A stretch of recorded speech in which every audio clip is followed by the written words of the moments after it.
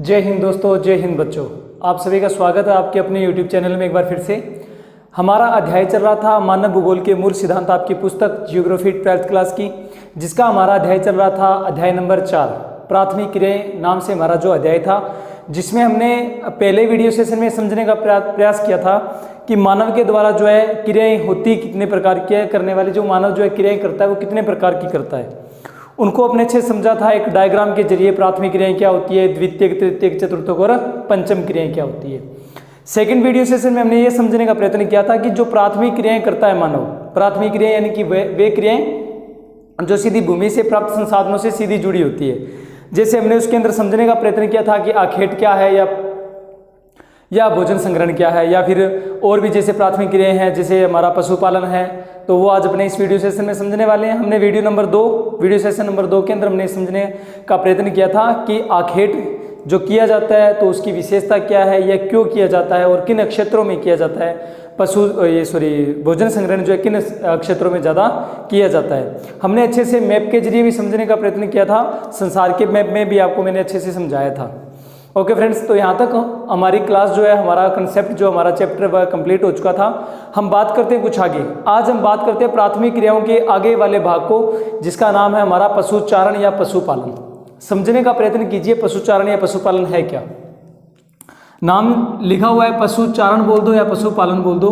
कहने से तात्पर्य ये है कि जब पशुओं को अपने जीवन के लिए, जीवन की आवश्यकताओं की पूर्ति के लिए, अपने नॉर्मल घरेलू कार्यों के लिए, जैसे हमारे दूध वगैरह के लिए या कुछ अदर प्रकार की एक्टिविटी के लिए, या फिर उसके साथ साथ में व्यवसाय के लिए भी, कि जैसे डेयरी फार्म वगैरह हो गया, या पशुओं को लाना ले जाना यानी बेचना करना हो गया, क्रय विक्रय करना हो गया उनका। इस प्रकार से यानी कि जब पशुओं का पालन किया जाता है इन उद्देश्यों से, जब पशुओं को पाल लिया जाता है घर पर या एक बड़े फार्म पर पाल लिया जाता है, तो इस प्रक्रिया को बोलते हैं पशुपालन या पशुचारण। अब यूँ नहीं है कि एक गाय घर पर ले आए और उसको पाल लिया, वो पशुपालन कहलाएगा। पशुपालन के अंदर आपको पहले एक इमेज दिखाता हूँ। आपको बोर्ड पर चलती हुई एक इमेज दिख रही होगी सामने, जिसके अंदर आपको दिख रहा होगा कि पशुपालन जो है कितने बड़े स्तर पर किया जाता है। इस प्रकार से पशुपालन किया जाता है। आपको 2-3 इमेज दिखा रहा हूँ, 2-3 प्रकार की अलग अलग पशुओं की इमेज दिख रही है, जिसमें आपको 1 नंबर इमेज जो है, जिसमें आपकी गाय वगैरह जो है और भैंसे वगैरह जो है, ये पालन किया जा रहा है। सेकंड नंबर आपको इमेज दिख रही होगी, जिसके अंदर आपको दिख रहा होगा कि भेड़ बकरियाँ, इनका पालन किया जा रहा है। और थर्ड नंबर की इमेज आपको दिख रही हो, जिसके अंदर आपको ऊँट वगैरह है, इनको भी पाला हुआ दिखाया जा रहा है। ओके फ्रेंड्स, तो आपको समझ में आ गया होगा कि जब पशुपालन किया जाता है तो कितने बड़े स्तर पर किया जाता है, यानी कि पशुओं की या जानवरों की संख्या एक बड़ी संख्या पर होती है, उसको कहते हैं पशुपालन। ये तो आया होगा समझ में आपको कि पशुपालन है क्या। अब समझने का प्रयत्न करते हैं कि इसको अक्षेत्रों के आधार पर, ये थोड़ी सी एक बात नोट रखना, अक्षेत्रों के आधार पर या उच्चावच या स्थान के आधार पर, अक्षेत्रों के आधार पर या फिर उच्चावच या फिर स्थान के आधार पर, इन तीनों चीजों के आधार पर जो पशुपालन जो किया जाता है या जो पशुचारण जो किया जाता है, वो बांटा गया है हमारे 2 भागों में। उसको हमने 2 भागों में बांट लिया। हमारा 1 नंबर जो भाग है वो हमारा है चलवासी पशुचारण, और जो 2 नंबर हमारा भाग है वो, या 2 नंबर जो प्रकार है वो हमारा है वाणिज्य पशुधन पालन। समझने का पहले प्रयत्न करते हैं कि चलवासी पशुचारण क्या है और वाणिज्य पशुधन पालन क्या है। फिर हम समझने का प्रयत्न करेंगे कि चलवासी पशुचारण की टोटल विशेषताएं क्या क्या है। तो आपको एक फिर से बोर्ड पर चलती हुई इमेज दिख रही होगी, जिसमें आपको कुछ पशु दिख रहे होंगे। एक खेत के अंदर, एक खेत तो नहीं बोल सकते, एक मैदान बोल सकते हैं कि एक बड़े मैदान के अंदर आपको चरते हुए दिखाई दे रहे होंगे, और दिखाई दे रहे होंगे उनके साथ में कुछ व्यक्ति भी हैं, उनकी संख्या भी आपको दिख रही होगी। तो क्या है कि पहले इस चलवासी शब्द को समझने का प्रयत्न करते हैं कि चलवासी का मतलब क्या होता है कि चलते रहते हैं।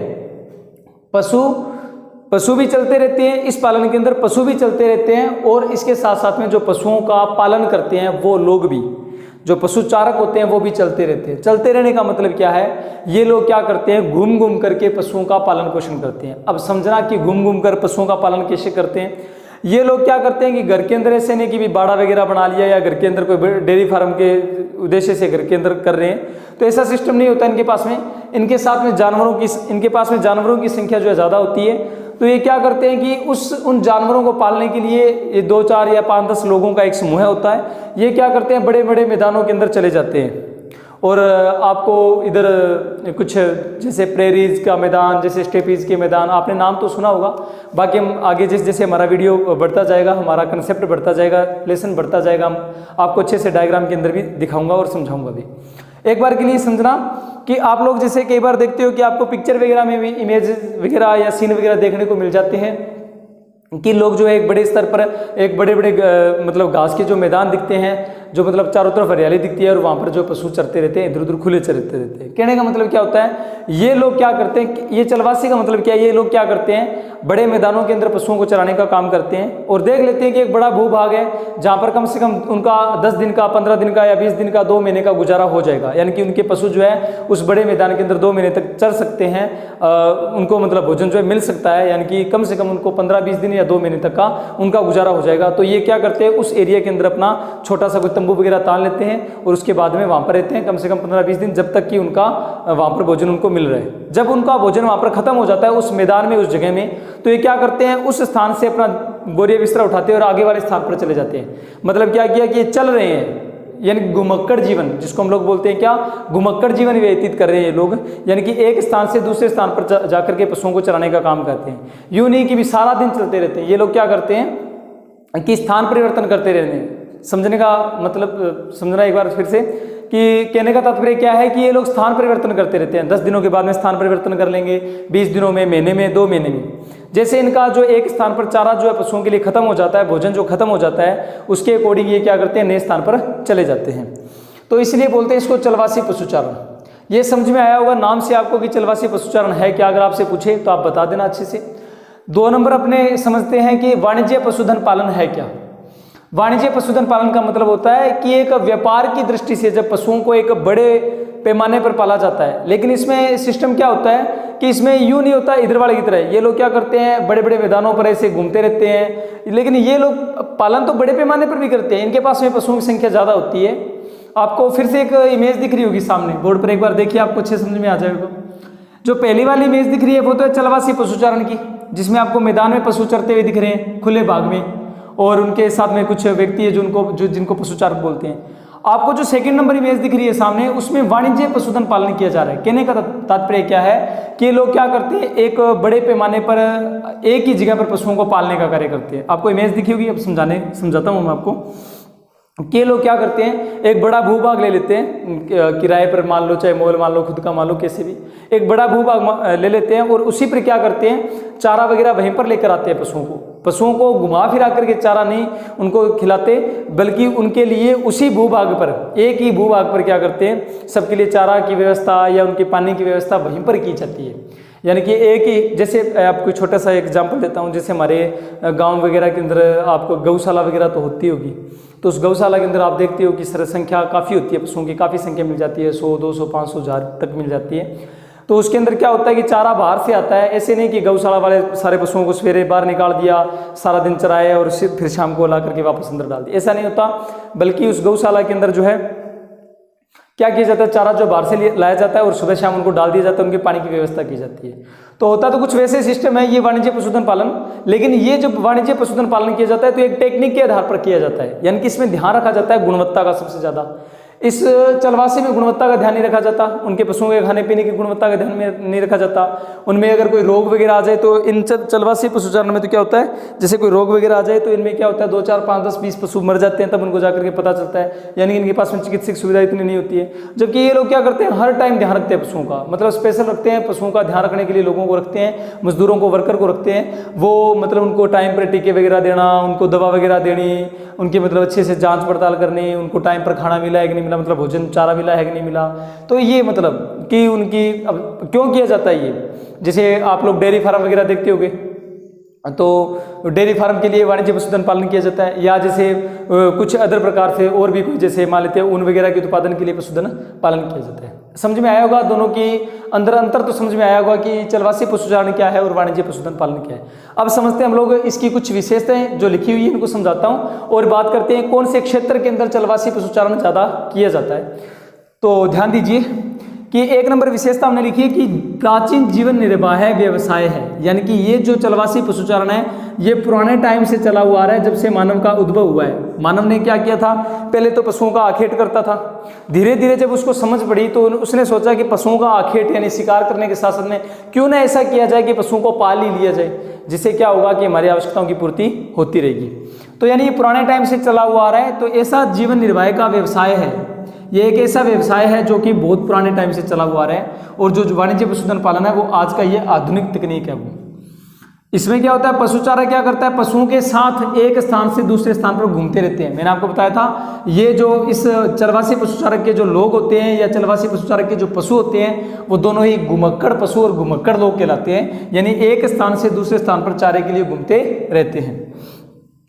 पानी व चारे की उपलब्धता व गुणवत्ता के अनुसार गति करता है। मतलब क्या है कि उनको लगा, जो पशु चारक होते हैं उनको लगा भी यहाँ पर पानी खत्म हो रहा है एक स्थान पर, उस स्थान पर चारा खत्म हो रहा है, तो वो दूसरा स्थान देख लेते हैं जहाँ पर पानी उनको मिलेगा, चारे की व्यवस्था मिलेगी, तो उनकी उपलब्धता यानी कि जहाँ पर मिल रहा है उसके अनुसार वो लोग गति कर लेते हैं, यानी कि उस दूसरे स्थान पर चले जाते हैं। यानी चारे और पानी के हिसाब से लोग गति करते रहते हैं कि पानी और चारा खत्म हो गया तो उस स्थान को छोड़ देते हैं, नए स्थान पर जहाँ पर चारा मिल रहा है, पानी मिल रहा है, वहाँ पर नए स्थान पर जाकर के अपना डेरा डाल लेते हैं। 4 नंबर विशेषता कि पशुचारक भोजन, वस्त्र, तंबू बनाने व यातायात के लिए इन पशुओं पर ही निर्भर रहते हैं। यानी कि इनका मुख्य उद्देश्य क्या होता है, चलवासी पशुचारक चारण करने का लोगों का मुख्य उद्देश्य क्या होता है कि भाई भोजन मिल जाए, वस्त्र मिल जाए, तंबू बनाने के लिए कुछ सामान मिल जाए और यातायात के कुछ साधन। यातायात के साधन मतलब इनके साधन यही होते हैं, पशु ही होते हैं कि यातायात के लिए इन साधनों का प्रयोग किया जाए। यानी कि ये सारे कार्य जो करते हैं लोग, तो ये सारे कार्य भोजन, वस्त्र, तंबू बनाने का और यातायात के लिए ये सारे के सारे कार्य जो है इन पशुओं पर निर्भर रहकर ही करते हैं ये चलवासी पशुचारक। 5 नंबर विशेषता पशु चारकों के अपने अपने निश्चित क्षेत्र होते हैं कि ये लोग जो क्या होता है कि ये लोग क्षेत्र बांट लेते हैं कि भाई इस क्षेत्र में, इस एरिया के अंदर जो है इतना भूभाग है, इतने एरिया के अंदर हम जो है 10 लोग जो है या 20 लोग जो है 100 लोगों का जो समूह है वो इस क्षेत्र के अंदर अपने पशुचारक अपने पशुओं को पालेगा, यानी कि पशुचारण का काम करेगा, वो तुम्हारा क्षेत्र है। यानी कि एरिया बांट लेते हैं, तो एरिया बांट करके अपना निश्चित क्षेत्र अलग अलग कर लेते हैं, उस क्षेत्र के अनुसार ये लोग पशुचारण करते हैं। ये तो थी इनकी विशेषताएं कुछ। अब बात करते हैं इन्हीं विशेषताओं के अंदर आगे 6 नंबर की विशेषता जो है वो 6 नंबर की विशेषता क्या है, ये विशेषता के अंदर गिना जाएगा। और अगर अलग से बताना चाहो तो भी बता सकते हो कि चलवासी पशुचारण के प्रमुख 3 क्षेत्र कौन कौन से हैं।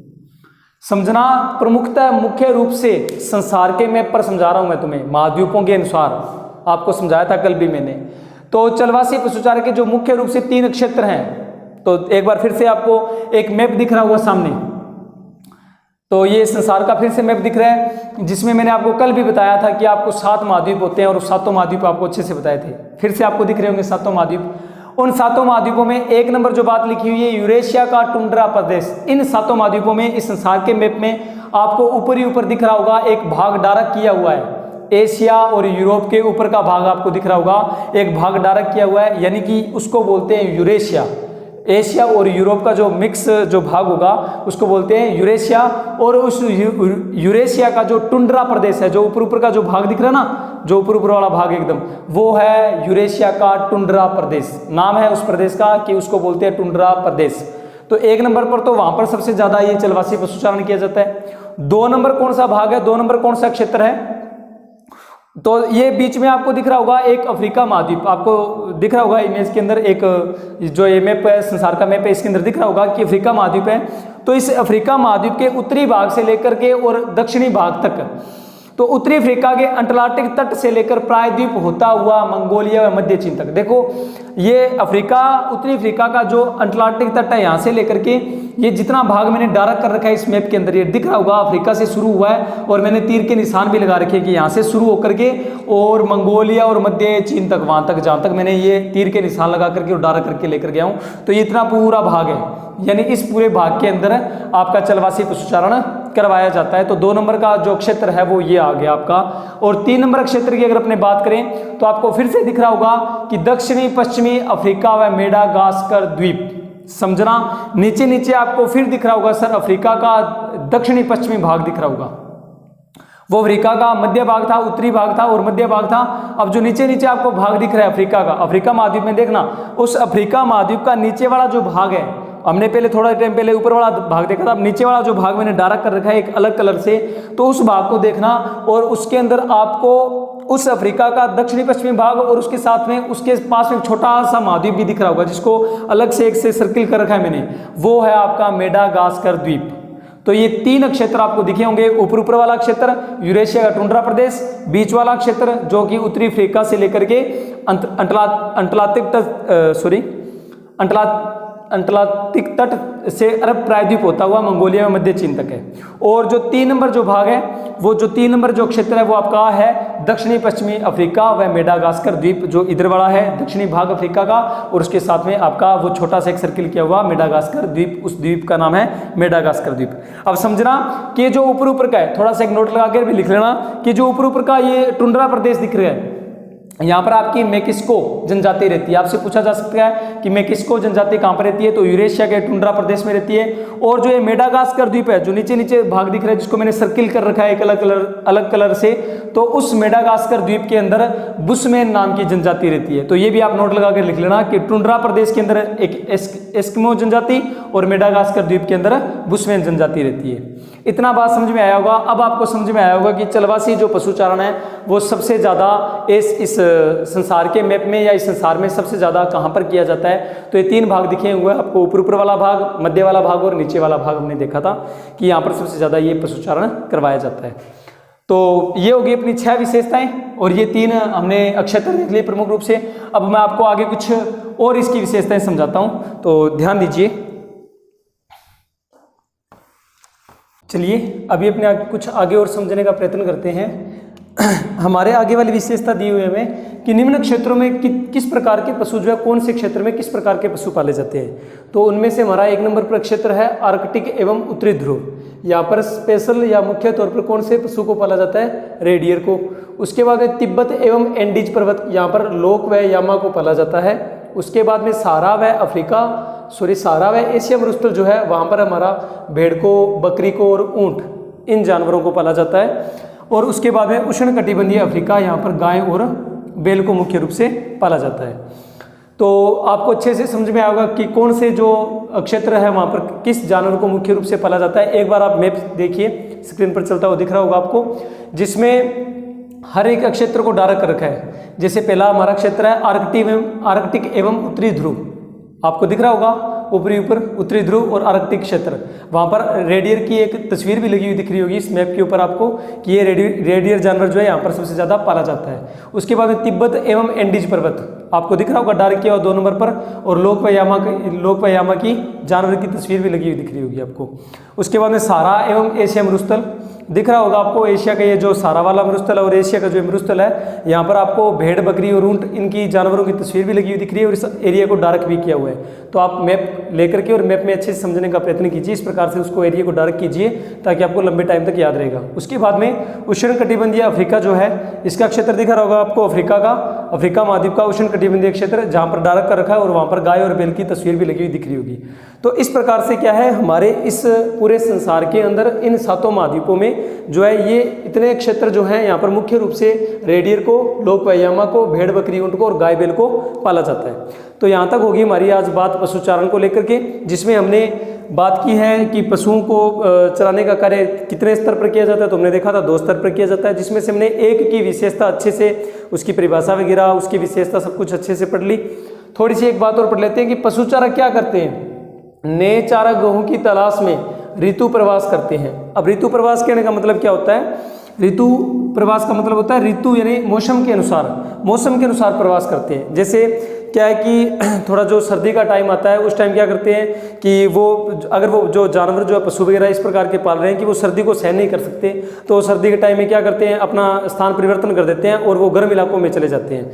और ऐसे जानवर अगर वो पालते हैं कि वो गर्मी को ज़्यादा सहन नहीं कर सकते, तो जब गर्मी का मौसम आता है तो क्या करते हैं, जो ठंडे इलाके हैं, जो ठंडे प्रदेश है वहाँ पर प्रवास कर जाते हैं, वहाँ पर चले जाते हैं। तो ये लोग जो है चारागाह जो होते हैं वो पशुओं को क्या करते हैं, ऋतु के अनुसार जो उनका प्रवास कराते रहते हैं, एक स्थान से लेकर दूसरे स्थान पर लेकर जाते रहते हैं। प्रवास का अर्थ आप समझ गए होंगे, आपको पहले भी बताया हुआ है कि एक स्थान से दूसरे स्थान पर जाना, एक क्षेत्र से दूसरे क्षेत्र पर जाना, एक स्थान से दूसरे स्थान पर जाना या गमन करना क्या कहलाता है, प्रवास। और जब मौसम के अनुसार प्रवास किया जाता है तो उसको बोलते हैं ऋतु प्रवास, यानी कि मौसम के अनुसार